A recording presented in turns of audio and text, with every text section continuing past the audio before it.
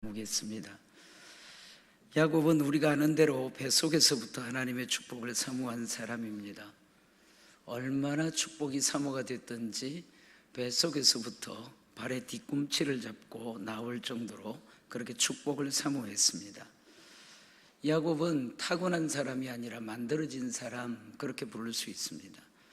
나면서부터 천부적인 사람이 아니었습니다. 처음에는 여러 면에서 부족합니다. 그러나 살면서 믿음의 강함이 갖추어져 갔습니다. 야곱은 수많은 약점을 가졌지만 그러나 가장 중요한 한 가지로 모든 것들을 다 덮을 수 있는 그런 사람입니다. 인간적인 허술함이 많고 약점이 참 많습니다. 그러나 가장 중요한 한 가지를 붙잡고 그 모든 약점들을 가렸습니다. 덮어버렸습니다. 그것이 무엇입니까? 하나님입니다. 하나님을 사모하고 하나님의 은혜를 사모하고 하나님의 축복을 사모하는 이 한 가지가 그 인생의 모든 약점들을 다 덮고도 남음이 있었습니다.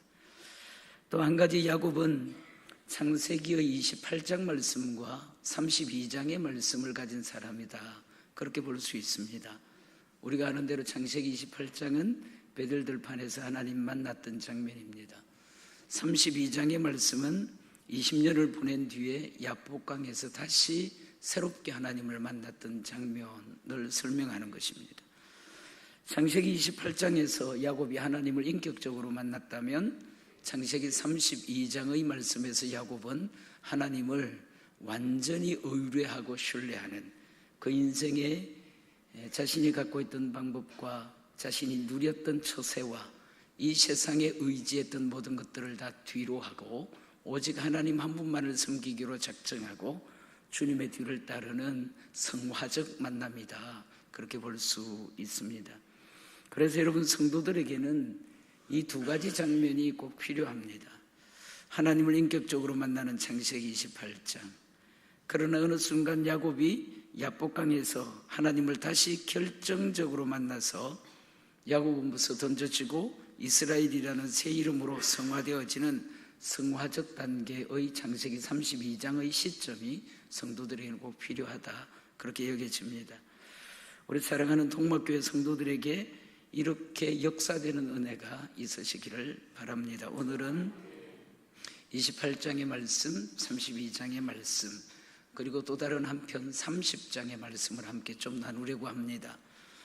첫째로 야곱의 창세기 28장의 말씀입니다. 어떤 말씀이 있습니까? 야곱이 하나님을 인격적으로 만나고 체험하는 말씀입니다. 야곱의 지금 형편이 어떻습니까? 창세기 28장에 마치 벼랑 끝에 몰린 것 같은 때를 겪고 있습니다. 졸지의 고향에서 쫓겨나고 빈손입니다. 혼자뿐이죠. 미래가 보이지 않습니다. 세상이 다 끝난 것처럼 여겨지는 그런 때입니다. 아마 그는 그 밤에 하염없이 눈물을 흘리며 잠을 청하고 자신의 신세를 한탄하고 있었을 것입니다. 그런데 베들들판의 그 밤에 야곱은 그의 인생을 전환하는 위대한 세 장면의 꿈을 꾸지 않습니까? 하늘에서 내려온 사닥다리의 꿈을 꾸고 천사가 오르내리는 꿈을 꾸고 그 위에 하나님께서 서셔서 야곱아, 내가 너를 사랑한다, 너를 떠나지 않는다, 그렇게 베풀어 주시는 세 장면의 꿈을 꾸는 것이죠. 사랑하는 여러분, 우리도 다 야곱처럼 인생의 벼랑들을 만나고 살아갑니다. 어려운 처지를 겪기도 하고 고난의 시절과 환난의 때를 부딪히고 만나기도 하고 아무도 내 곁에 있지 않는, 어떤 것도 나에게 도움이 되지 않는 나의 미래는 이제 어떻게 전개되고 펼쳐질 것인가, 그 누구도 의지할 수 없고 그 어떤 것도 의지할 수 없는 인생의 벼랑 같은 일들을 참 많이 만납니다. 그런데 여러분들의 그 벼랑 같은 순간이 오히려 하나님을 찾으면 하늘의 사다리를 만나고 천사들을 만나고 하늘에 계신 아버지를 만날 수 있는 절호의 기회가 된다 하는 것도 또한 잊지 마시기를 바랍니다. 하나님을 꿈꿨더니 야곱에게 깨달음이 일어났습니다. 세 가지 깨달음이 일어났는데, 하나님이 나와 함께 계시는구나, 하나님이 나에게 축복해 주시는구나, 여기가 하늘의 문이요 하나님의 전이었구나 하는 사실을 깨닫게 됩니다.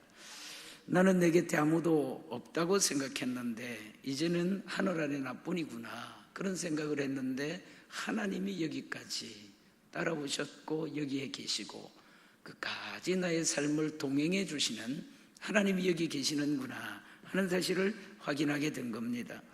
나는 이제 어떡하나, 내 인생은 어찌 살아야 될까, 태산 같은 두려움과 걱정이 몰려오는데 그런 것이 아니구나. 하나님이 나의 길마다 순간마다 나를 축복해 주시는 분이시구나. 내 집에, 내 고향에, 내 가족들, 나의 사랑하는 어머니와 아버지와 나의 가족들에게 하나님이 함께 하시고 그들에게 축복해 주실 줄 알았는데 홀로 던져진 빈들판에 나 홀로 외롭게 있는 이때에도 주님은 나와 함께 계시고 뿐만 아니라 나를 축복하시는 분이시구나 하는 깨달음이 나타났습니다.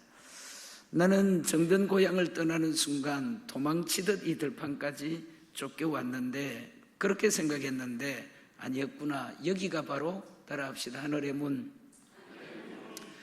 자신 홀로 베들들판에 누워서 돌을 베개 삼고 하늘을 이불 삼고 잠을 청하고 이제는 나 혼자다, 내가 가장 외롭고 힘든 인생이 됐다, 처지가 됐다, 그렇게 생각하고 다 던져버리고 다 버려버리고 이제는 빈손이라고 여기는 그 순간에 하나님을 만났더니 그 마음 가운데 깨달아지는 것이 있습니다. 여기가 하나님의 전이구나, 여기가 하늘의 문이로구나 하는 깨달음이 찾아오게 된 겁니다. 세 가지 하나님께서 약속하시는 축복을 받습니다. 땅을 주신다는 하나님의 약속을 받죠. 나는 아브라함의 하나님이요 이삭의 하나님이니 내가 누운 땅을 내가 내 자손에게 줄 것이다. 하나님께서 땅을 줄 것이다, 그렇게 약속하십니다. 자손을 주실 것이다, 그렇게 약속합니다. 내 자손이 땅의 티끌같이 그렇게 많아지게 될 것이다. 서쪽과 동쪽과 북쪽과 남쪽으로 퍼져나갈 것이다. 모든 족속이 너와 내 자손 때문에 복을 받게 될 것이다. 사랑하는 여러분, 야곱의 이 들판은 무엇입니까? 자신 홀로 있는 것이고 빈손으로 있는 것이고 어떤 것도 이 세상에 의지할 만한 것이 없는 그런 때에 있습니다. 그런데 그곳이 하나님께로부터 땅을 받는 순간이고 하나님께로부터 자손을 받는 순간이고 티끌같이 퍼져갈 것인데 그 자손들 때문에 모든 민족들이 복을, 모든 사람들이 복을 받게 될 것이라는 위대한 약속이 주어지는 것이죠. 그리고 결정적으로 내가 너와 함께 있어서 네게 약속한 것이 다 이루어지기 전까지는, 따라합시다, 너를 떠나지 않을 것이다, 너를 버리지 않을 것이다. 떠나지 않으시고 누가 말입니까? 하나님께서 떠나지 아니하시고 하나님께서 버리지 아니하시고 하나님이 약속한 모든 것이 다 이루어지기까지 주님이 동행해 주신다는 하나님의 약속을 받습니다. 이 약속을 믿음으로 붙잡고 야곱이 하나님께 세 가지 서원합니다. 그것이 28장의 말씀입니다. 이제부터 나는 내 평생에 하나님만 섬기겠습니다. 하나님만 내 하나님으로 섬기겠다, 그렇게 서원하고 내가 다시 돌아오면 하나님을 인격적으로 만난 이곳에 하나님의 성전을 세우겠습니다. 내 인생의 모든 것들은 다 주께로부터 온 것인데 하나님께서 내게 베푸신 건데 내가 지금 빈손이지 않습니까? 무엇을 하나님이 주시든 어떤 것을 하나님이 주시든 어떤 축복으로 내게 채워주시든 그 모든 것들은 다 하나님 것인 줄 알고 그 가운데 10분의 1을 주님께 드려서 내 믿음의 증표를 나타내겠습니다. 내 신앙과 내 믿음이 주님 의지하고 주께로부터 온 것을 의지하여 살아가는 인생이 된다 하는 사실을 표시내겠습니다. 그렇게 서원합니다. 사랑하는 여러분, 우리에게도 우리 일생에 이런 야곱의 창세기 28장 같은 순간이 필요합니다. 하나님을 인격적으로 만나는 창세기 28장을 말이죠. 하나님의 꿈을 체험하고 하나님의 약속을 받고 마음 가운데 깨달음이 일어나고 이제 나는 내 인생 전체를 주님 앞에 약속하겠습니다. 헌신하겠습니다. 주님이 나를 버리지 않는다 하셨으니 나도 주님을 저버리지 아니하고 내 일생 다하도록 주님을 섬기고 예배하는 삶을 살겠습니다. 주의 말씀을 구하고 주의 은혜를 힘입으며 주님이 가라고 파송하시는 사명의 현장 가운데 달려나가 그 일들을 감당하는 하나님의 종이 되겠습니다. 하나님의 사람이 되겠습니다. 내가 하나님 앞에 드릴 만한 것은 이런 것입니다. 구체적으로 주님 앞에 다짐하며 서원하고 내 일생을 붙잡고 이루어 가시는 하나님과 함께 나아가는 것, 이런 창세기 28장이 우리에겐 필요하다, 그런 겁니다.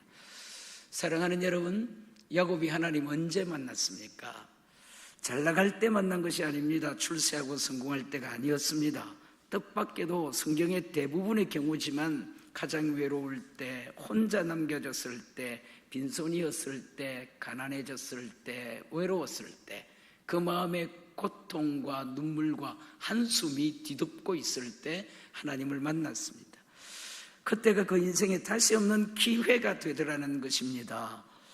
내가 고난당하고 고통받았을 때 하나님을 만나고, 따라합시다, 약속받고 사명을 깨닫고 그런 순간이 되는 것을 우리가 꼭 기억해야 될 것입니다. 우리 사랑하는 교우들의 삶에도 굽이굽이 외로울 때가 찾아옵니다. 빈손으로 두려울 때도 너무 많아요. 하나님께 기도하는데, 애달봐서 기도하는데 그것들이 내게 이루어지지 않아서 마음에 기다리고 또 기다리고 또 기도하고 그럴 때가 우리에게 너무 많습니다. 그런데 그 순간이 하나님 만날 기회다, 하나님을 꿈꿀 수 있는 기회다, 하나님의 약속받을 기회고 하나님 앞에 내 인생을 가다듬어 세울 수 있는 기회다 하는 점을 놓치지 마시고, 여러분들의 순간순간 하나님을 인격적으로 만나고 또다시 인격적으로 체험하며 주님 앞에 자신의 인생을 드려가는, 따라합시다, 창세기 28장, 야곱의 이런 영광이 우리 성도들에게 부어지길 바랍니다. 두 번째 말씀은 32장입니다. 창세기 32장 말씀, 야곱이 변하여 이스라엘이 되는 말씀, 그렇게 볼 수 있습니다. 야곱은 창세기 28장에서 하나님을 만나고, 하나님은 신실하셨습니다. 그동안 야곱도 나름대로는 성실하고 충성스러운 삶을 살았습니다. 훌쩍 20년이 지난 것이죠. 하나님은 20년 동안 신실하셨고, 야곱도 또한 하나님을 섬기는데 충성스러운 모습을 가졌습니다. 지난 20년 동안 하나님이 함께 하시고 하나님이 전적으로 역사해 주셔서 거부가 된 거죠.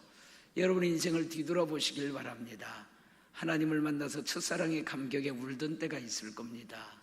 그때로부터 지금까지 순간순간 주마등처럼 하나님께서 베푸신 은혜가 많고 복이 많고 말씀이 많습니다. 우리에게 하나님은 언제나 우리에게 신실하셨고, 우리는 또 하나님을 향하여 나름대로는 성실하게 살고 충성스럽게 살면서 넘어질 때도 있었지만 그래도 다시 일어나 기도하고, 쓰러질 때도 있었지만 다시 일어나 말씀 붙잡고, 우리 마음에 낙심이 되고 지칠 때도 있었지만 그래도 예배당을 찾으며 하나님께 예배드리며 하나님 나 긍휼히 여겨달라고, 불쌍히 여겨달라고, 그렇게 여기까지 여러분들 진행해 오신 것이다, 그렇게 믿는 것입니다. 그런데 아직까지도 야곱에게는 풀어야 될 문제가 남아 있습니다. 그게 뭔지 아십니까? 아직까지도 야곱은 순간순간에 인간적인 방법이 가동되고 있습니다. 순간순간 하나님과 세속살이의 줄다리기를 하고 있는 것입니다. 하나님을 선택하는 때도 있는가 하면 자신이 기질적으로 갖고 있는 인간의 꾀, 야곱은 꽤 많은 사람이지 않습니까? 자신의 방법, 자신의 술수, 자신의 계책과 자신의 힘들을 의뢰하고 의지하는 것들이 자꾸 습관처럼 발동이 되는 줄다리기가 야곱에게는 있는 것입니다. 그래서 여러분 계속해서 두려워하는 것이죠. 하나님께서 다시 한번 야곱을 만나기로 작정하시고 다루기로 작정하셨다 하는 것입니다. 야곱을 야복강에서 20년이 지나고 난 뒤에 다시 고향으로 귀환하는 그런 때에 야복강 앞에 세웠습니다. 그 마음에 극심한 두려움을 집어넣으셨습니다. 하나님께서 또다시 야곱을 마지막 한 사람으로 혼자 남겼습니다. 셋대로 나누고 가족들까지 다 보내고 그 깊은 밤에 자신 홀로 이 강 이편에 남아서 어찌할 바를 알지 못하는, 자신의 생명이 경각에 달렸다는 그런 두려움에 사로잡혀서 혼자 남았습니다. 베델들판에 혼자 남았던 것처럼 야복강에 또다시 하나님께서 홀로 남기셨다, 그런 것입니다. 우리가 잘 아는 대로 하나님이 야복강가의 야곱을 향해, 그런 야곱을 향해서 찾아오셨습니다. 무엇입니까 여러분? 기도의 씨름판을 벌이시는 것이죠. 새벽이 되어서야 결판이 났는데 하나님이 져주셨습니다. 야곱이 기도에 승리하는 그날 밤이 되게 하셨습니다. 하나님은 기도의 씨름에서 승리한 야곱에게 두 가지 위대한 은혜를 주셨는데, 야곱에서 이스라엘로 이름 바꿔주시고 해가 돋아 장엄하게 떠오르는 것처럼 하나님의 얼굴을 야곱이 대면했다. 그래서 보니엘의 영광이라 그러죠. 야곱에서 이스라엘로 바꿔주시고 장하게 돋아오르는 아침 태양처럼 하나님의 얼굴을 마주할 수 있는, 하나님의 얼굴을 볼 수 있는 보니엘의 영광을 야복강에서 야곱에게 하나님이 허락해 주셨습니다. 사랑하는 여러분, 이 말씀이 우리 사랑하고 존경하는 동막 교회 교우들의 복이 되시기를 예수님의 이름으로 축원합니다. 여러분들은 하나님께 야곱처럼 버리는 씨름판을 갖고 살아야 합니다.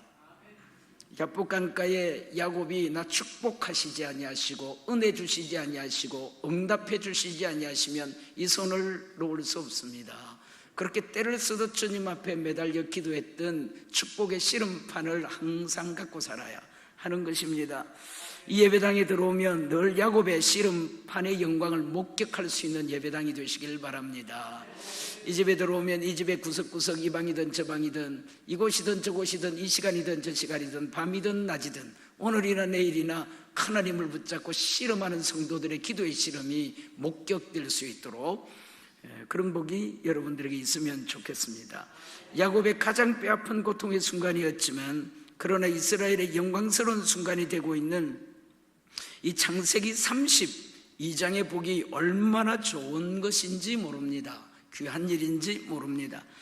우리 인생의 야곱을 벗어던지고 하나님이 함께 하신다는 이스라엘로 변화되어지고, 우리가 주님 얼굴 보는 것이 최고의 소망이지 않습니까? 최고의 소원이지 않습니까? 우리가 주님의 얼굴만 보면 우리 허물들은 다 벗어지거든요. 아픔은 다 벗어지거든요. 눈물은 다 떠나가는 것이거든요. 야곱은 고통스럽게 그 밤에 씨름을 했지만 새벽이 되었을 때 브니엘, 하나님의 얼굴을 대면하는 브니엘의 놀라우신 은혜를 덧입게 됐다는 것입니다. 우리가 그런 영광만 얻을 수 있다면 최고입니다. 성도로서 최고고요, 교회로서 최고인 것입니다. 이스라엘의 영광, 브니엘의 영광이 여러분들의 삶이 되시기를 주님의 이름으로 축원합니다. 문제는 어떻게 야곱이 이 장면을 만들어냈는가? 32장 말씀에 그런 것입니다. 몇 가지 야곱이 하나님께 기도했던 내용을 살피면 우리에게 가르치는 중요한 가르침이 있습니다. 첫째는 인생을 걸어놓고 씨름했다, 기도했다, 그런 것입니다. 야곱은 하나님을 붙들고 기도하는 일에 생명을 걸었습니다. 인생을 걸었습니다. 그의 모든 절박함들을 불태워서 하나님께 부르짖고 기도하기를 시작하는 것이죠. 인생의 결정적인 기로에 놓였을 때 기도 한번 해보고, 문제가 생겼을 때 기도나 해볼까, 그렇게 접근하는 것이 아니죠. 저나 여러분들의 기도가 성령에 붙들린 기도가 되지 못하는 까닭은 뭡니까? 우리의 기도가 능력적 기도로 나타나지 않는 까닭은 무엇입니까? 그렇게 많이 기도하는 것처럼 보이는데 왜 우리의 기도는 하나님의 응답을 주먹만큼만 받아내는 그런 기도에 불과한 것이 되고 있습니까? 그것은 바로 절박한 기도입니다. 애달픈 기도입니다. 부르짖는 기도입니다. 생명 걸고 결사적으로 이 기도의 장면이 아니면 내게 길이 없다, 나는 벼랑 끝에 섰고 배수진을 친 것이다, 물러날 곳이 없다, 축복해 주시지 아니하시면 이 손을 놓지 않겠습니다, 응답해 주시지 않으면 이 손을 놓지 않겠습니다, 하나님께서 내 기도 반드시 들어주셔야 됩니다, 이렇게 걸어놓고 기도하는 일이 아니기 때문에 우리의 기도가 무력화되어지고, 우리의 기도가 땅에 떨어지는 기도, 하늘로 올려지는 기도가 아니라 내 마음에 산발적으로 나타나는 무의미한 기도가 되고 있지는 않는가, 그런 이야기인 것입니다. 야곱은 어떻게 기도했습니까? 결사적으로 기도했습니다. 절박하게 기도했습니다. 따라합시다. 눈물로. 옛날에 우리 어른들은 예배당에 눈물로 채웠습니다. 산에 서든지 집에 서든지 들에 서든지 예배당이든지 밤이든지 낮이든지 교회 들어오면 눈물로 기도하는 성도들이 있었습니다. 산 위에 부러지는 눈물이 있었고요, 예배당에 뿌려놓는 눈물이 있었고요, 밤에도 밤을 지새는 눈물의 기도가 있었고 그랬습니다. 야곱이 야복강에서 하나님을 만나고 하나님의 은혜를 입었던 가장 결정적 이유 가운데 하나는 그 기도가 절박했기 때문에, 눈물로 기도했기 때문에, 사모하여 하나님께 매달리는 기도가 그 입술에서 터졌기 때문에, 자신의 인생을 걸어놓고 기도했기 때문에. 그 다음에 두 번째로 야곱의 기도, 우리의 기도가 어떻게 되길 바라는가? 혼자 남았을 때 결판이 난다, 결판이 났다, 그런 이야기입니다. 기도는 홀로 남겨졌을 때 하나님과 독대하는 지성소를 가져야 되는 거지. 오늘 하나님께서 찾아오신 씨름판을 24절은 한마디로 요약합니다. 야곱이 홀로 남았더니, 따라합시다. 홀로 남았더니. 우리가 우리 믿음에 철쭉처럼 붙잡아야 될 진리가 바로 이 진리라고 생각합니다. 내가 두 손을 들어야 하나님 들으신다. 내가 혼자 남아야 하나님 들으신다. 세상 방법 다 떠나가고 세상의 힘들 다 떠나가고 내가 홀로 주님 앞에 손을 들 때, 내가 홀로 남겨졌을 때 주님은 드디어 나에게 일하기 시작하신다, 역사하시기 시작하신다, 그런 것입니다. 누가복음 15장의 탕자를 보시면 돈이 있고 친구들 많을 때, 아직도 자신의 힘이 남아있을 때 자신을 보지 못합니다. 아버지 집을 그리워하지 않아요. 자신에게 돈이 있고 친구가 남아있으면 아버지 집 찾질 않습니다. 자신의 힘이 남아있으면 하나님 부르질 않아요. 누가복음 15장 14절에 보면 어떻게 이야기합니까? 여러분, 다 없이 한 후에 비로소 아버지가 생각났다. 탕자의 모습을 그렇게 가르쳐주고 있는 것이죠. 어김없이 저나 여러분들이 비출 수 있는 말씀입니다. 다 없어지면 주님만 찾습니다.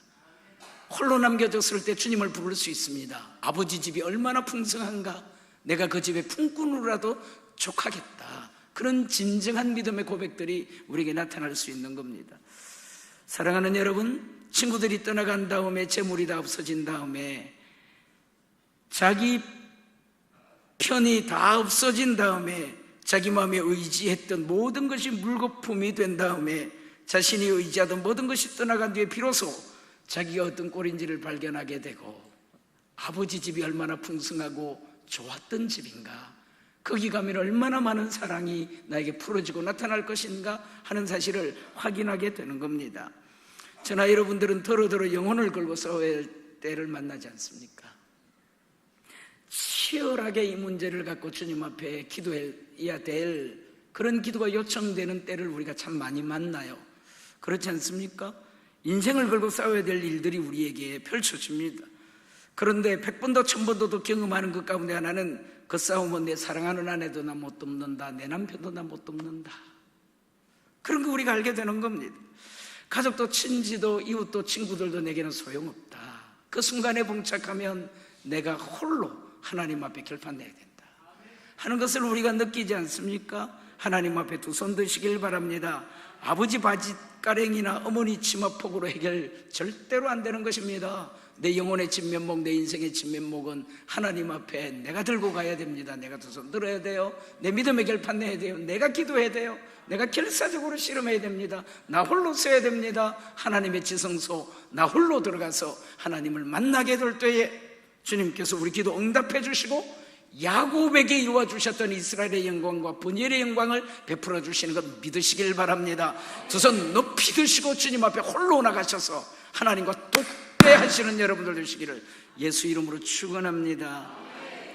야곱의 기도가 성리할 수 있었던 또 다른 하나는 환도뼈가 부러지는 특별한 씨름판이었기 때문에 그렇다 하는 것입니다. 다시 말하면 우리의 기도는 환도뼈가 부러져야 결판납니다. 따라합시다. 환도뼈가 부러져야 합니다. 잘 아는 대로 환도뼈는 사람의 상체와 하체를 연결하는 뼈입니다. 인체 가운데 가장 강한 뼈이고 가장 중요한 뼈입니다. 힘을 쓸 수 있도록 만드는 요체와 같은 그런 뼈를 말하는 것이죠. 하나님께서 왜 이 환도뼈를 치셨겠는가? 팔을 부러뜨리든지 다리를 부러뜨리든지 그러시면 될 텐데, 가장 중요한 뼈, 가장 강한 뼈, 상체와 하체를 연결하는 이 뼈를 하나님께서 왜 하필 건드리시는가? 사랑하는 여러분, 그것은 야곱이 꺾이지 않으면 하나님 찾지 않기 때문에 그렇습니다. 야곱이 꺾여야, 야곱의 허리가 꺾여야, 야곱의 뼈가 부러져야 하나님을 부르고 하나님을 찾기 때문에 하나님은 야곱을 꺾기로 작정하셨다는 사실입니다. 지금까지 야곱의 철학은 뭡니까? 내 힘으로 내 재주로 그런 것입니다. 내가 내 삶을 얼마든지 개척할 수 있다, 내 문제를 풀어갈 수 있다 하는 것이 야곱의 체질입니다. 태어날 때부터 가졌던 본성입니다. 그리고 그것 때문에 베델들판에서 하나님을 만났지만 지난 20년 동안에 끊임없이 하나님과 세상 사이를 줄다리기 하면서 어떤 때는 하나님을 의지하는 것 같은데, 어떤 때는 세상 방법을 더 의지하고, 어떨 때는 믿음으로 사는 것 같은데, 어떤 때는 자기 속에 있는 자연스러운 방법을 훨씬 더 쉽게 소홀하게 발휘하면서 살아가는 그런 태도들을 야곱이 보이고 있었던 것입니다. 둘째로 태어났지만 장자가 됐습니다. 아버지의 축복을 가로챌 수 있었습니다. 20년 동안 객지에서 맨손으로 미인아내를 얻었고 재산도 얻었죠. 부귀영광 다 얻었습니다. 거부가 될 수 있었습니다. 내가 마음먹으면 안 되는 일이 없다, 나는 무슨 수를 써서라도 내 목적을 이루고 만다 하는 것이 바로 야곱의 인생이었다는 것입니다. 자신의 인생을 자신이 건설하겠다는, 따라합시다, 맹랑한 생각.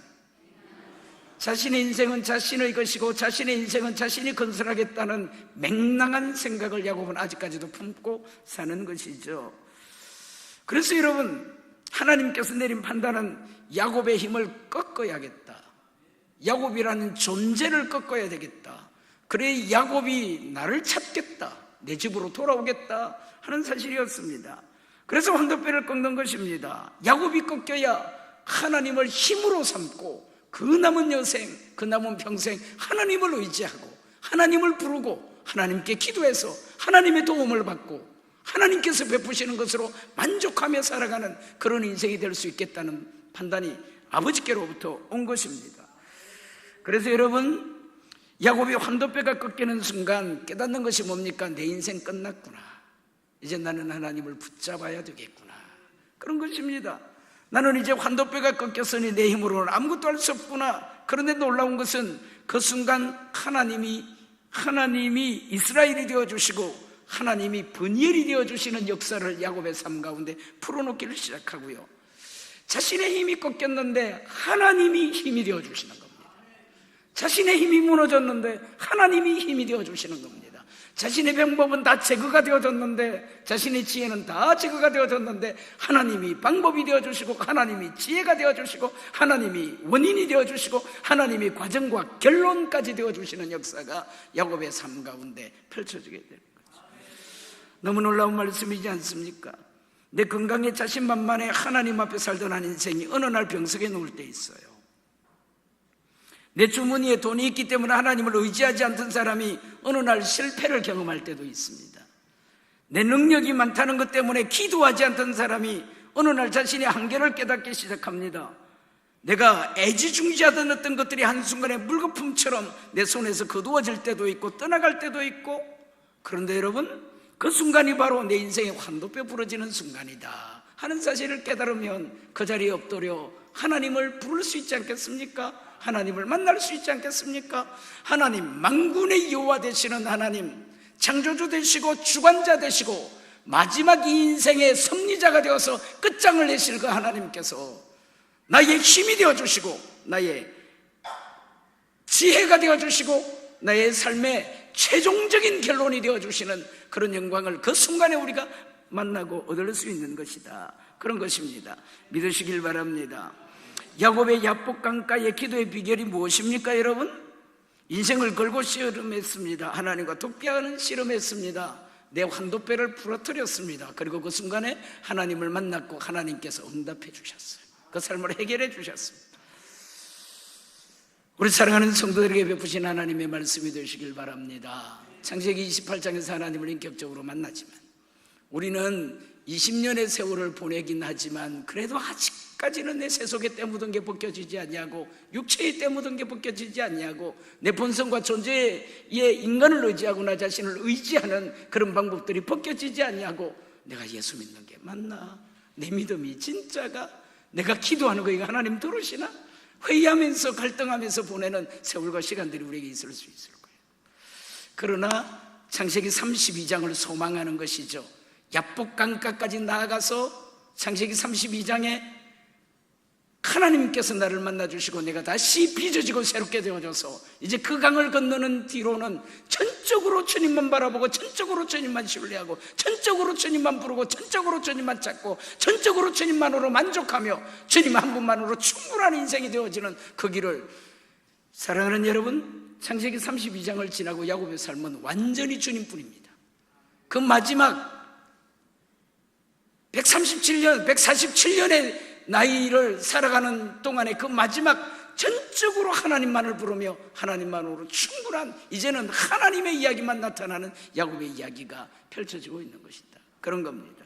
우리 사랑하는 동막의 성도들에게 베풀어 주시는 주의 말씀 되시기를 예수님 이름으로 축원합니다. 마지막 세 번째 말씀이에요.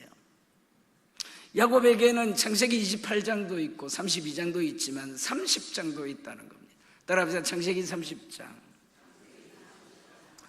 우리에게는 창세기 30장도 필요하다는 것입니다. 이 창세기 30장의 말씀은 야곱이 하나님의 은혜로 부흥하는 장면입니다.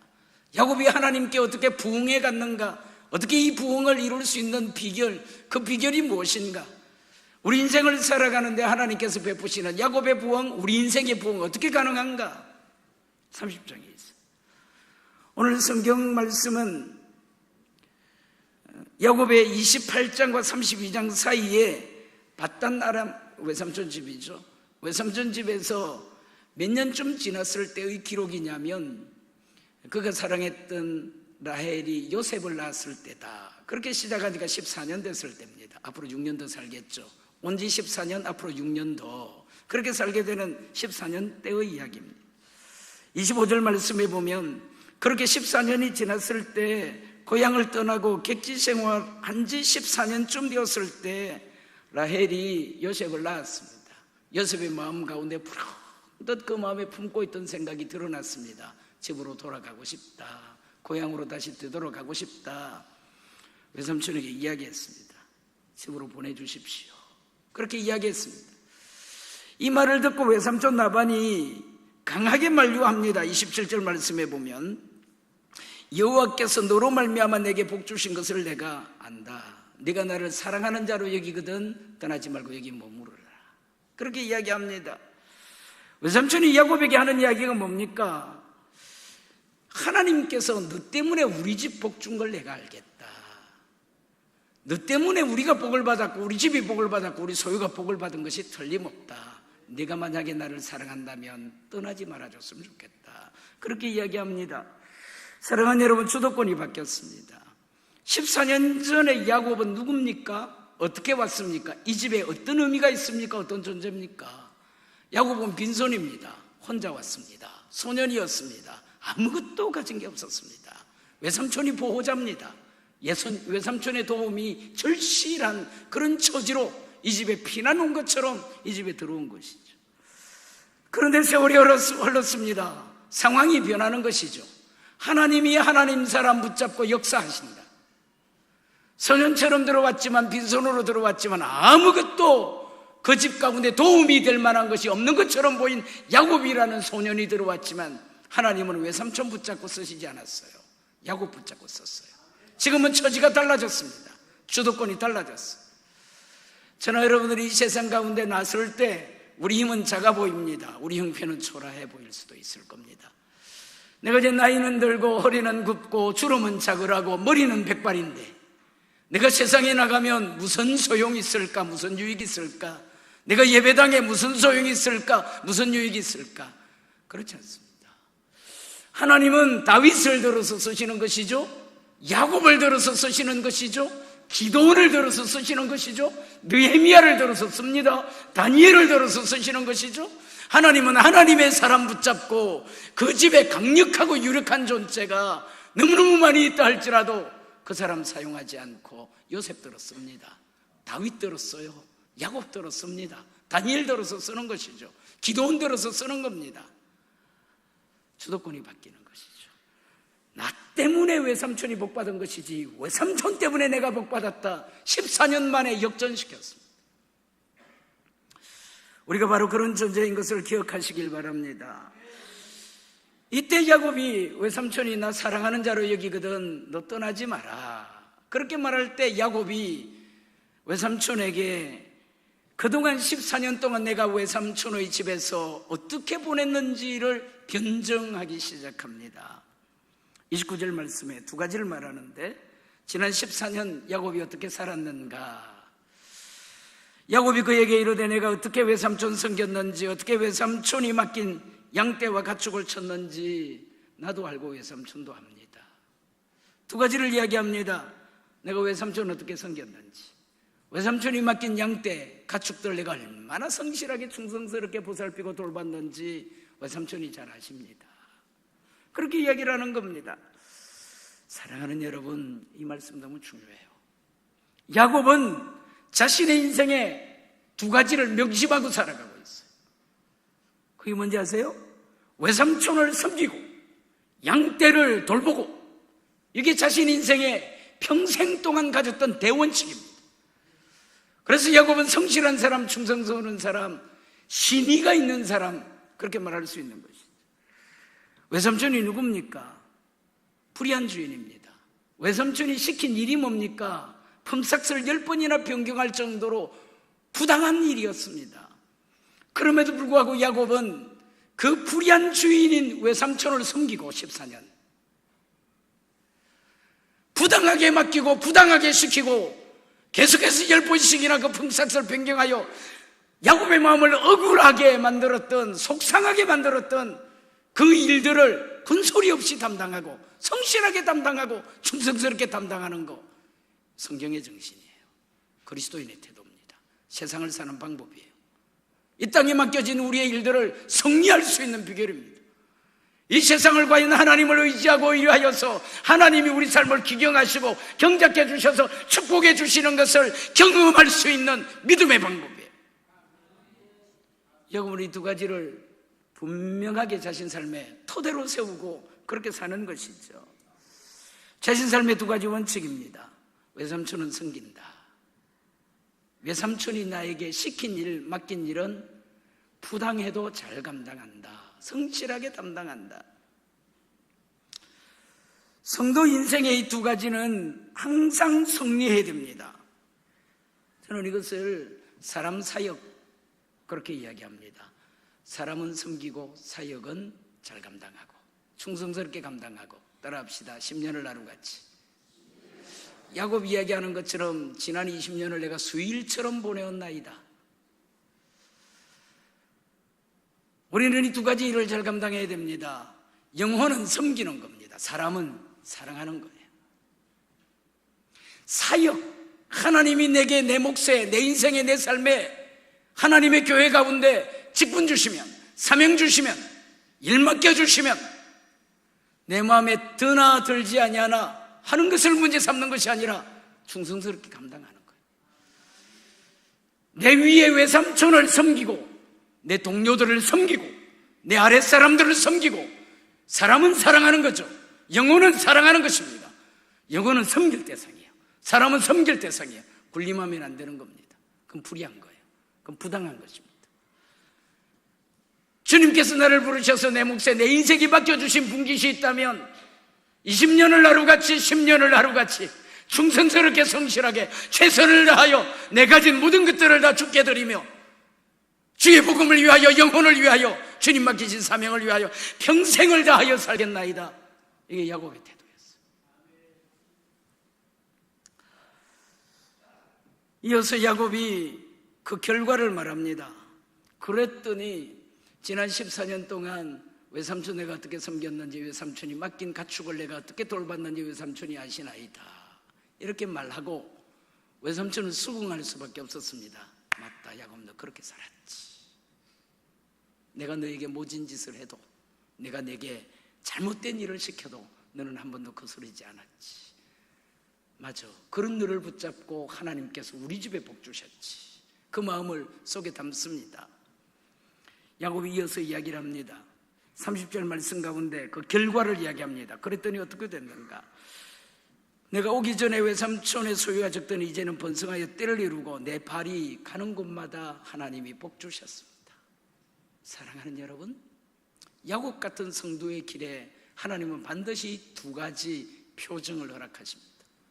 부흥입니다. 내가 이 집에 올 때 외삼촌 소유가 적더니 내가 왔는데 소유가 번성해지고, 내가 부족한 인물이지만, 연약한 인물이지만, 아무짝에도 쓸모없는 것처럼 보이는 그런 인물이지만 소년에 불과하고 외삼촌의 도움을 절대적으로 받아야 되는 그 필요를 가진 인물이었지만, 그래도 하나님은 나를 사랑하셔서 내 발이 닿는 곳마다, 내 손이 닿는 곳마다, 내가 나가는 곳마다, 내가 만나는 사람들마다 주님이 내게 복을 주셨나이다. 이게 결과예요. 우리 사랑하는 성도들이 가는 걸음에 소유가 적더니 부흥케 하시고,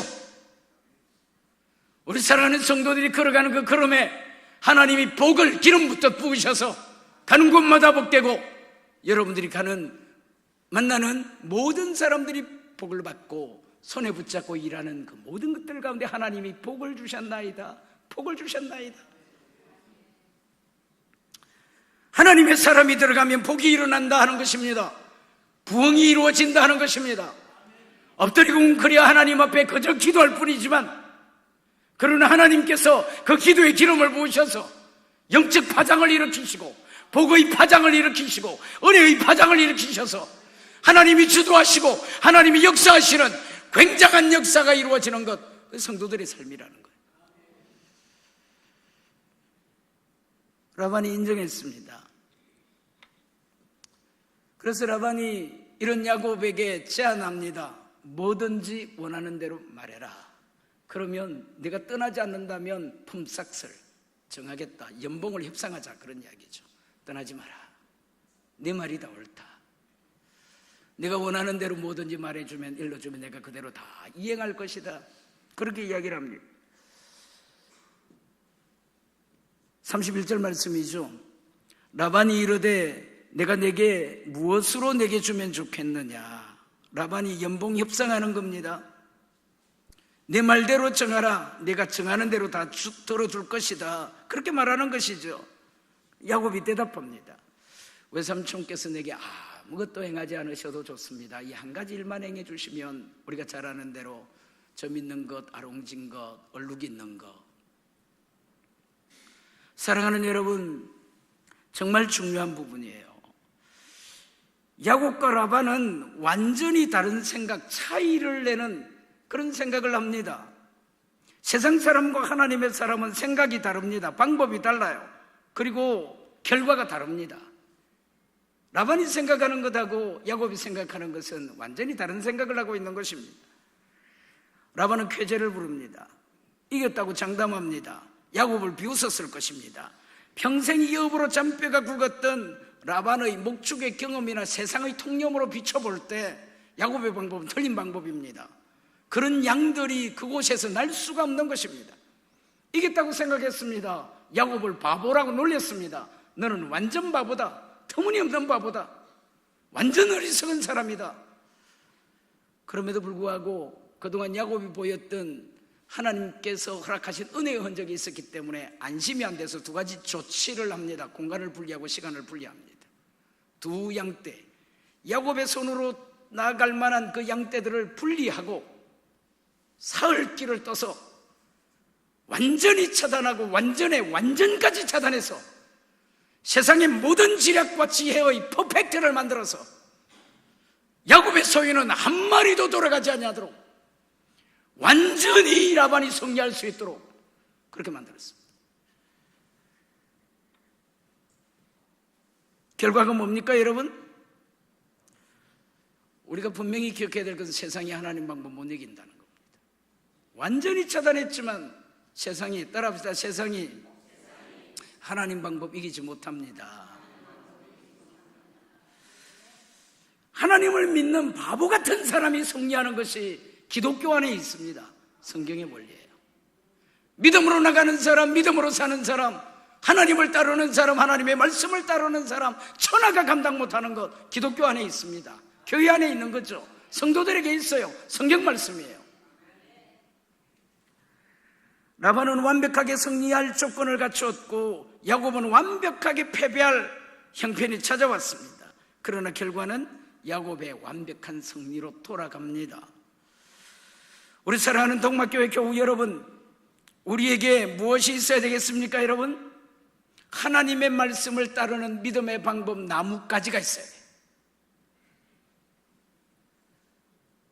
라반은 자연적 순리, 목축의 경험이나 세상의 통념으로 모든 일들을 통제하고 관리합니다. 야곱은 그렇지 않습니다. 말씀 받았습니다.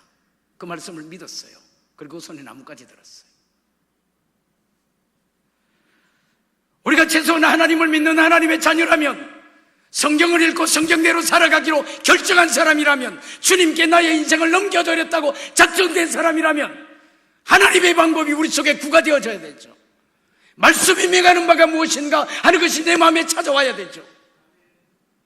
하나님의 말씀을 따르는 믿음의 방법, 나뭇가지 붙잡고 우리 인생 살아가야 되는 것이죠.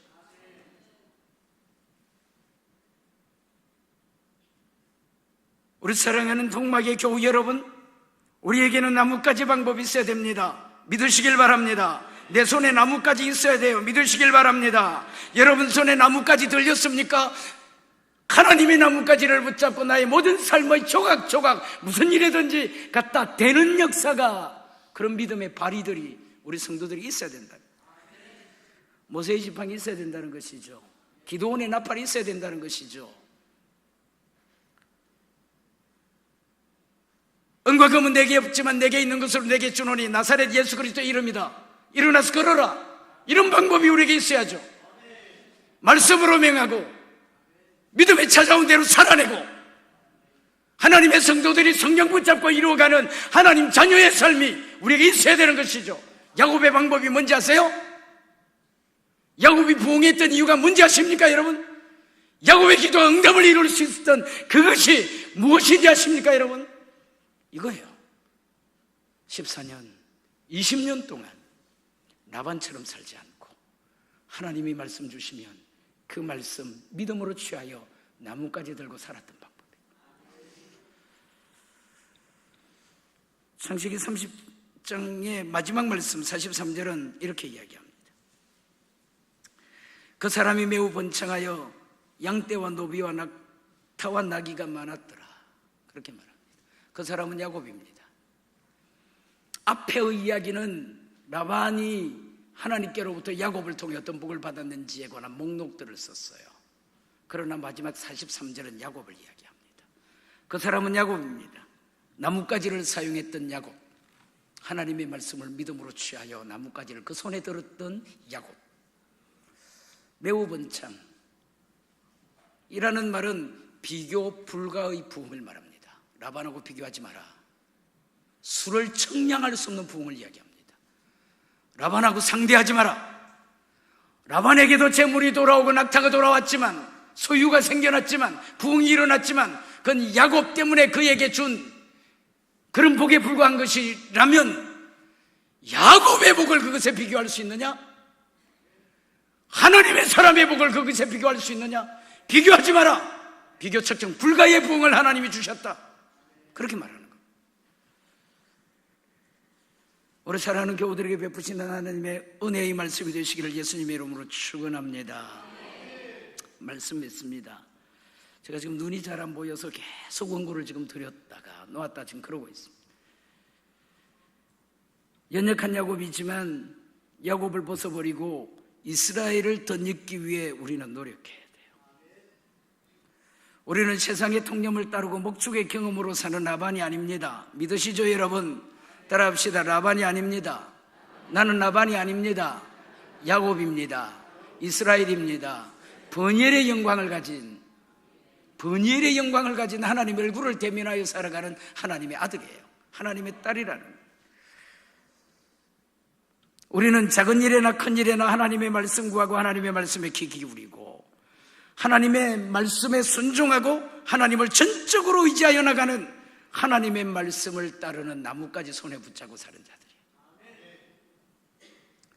땅 밑에 봄이 움직입니다.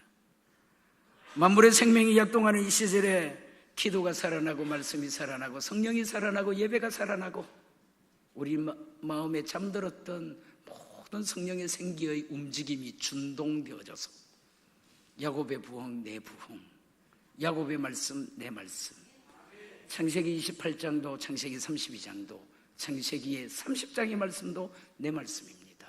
그렇게 믿고 따르시는 사랑하는 여러분들 되시기를 예수님의 이름으로 축원합니다.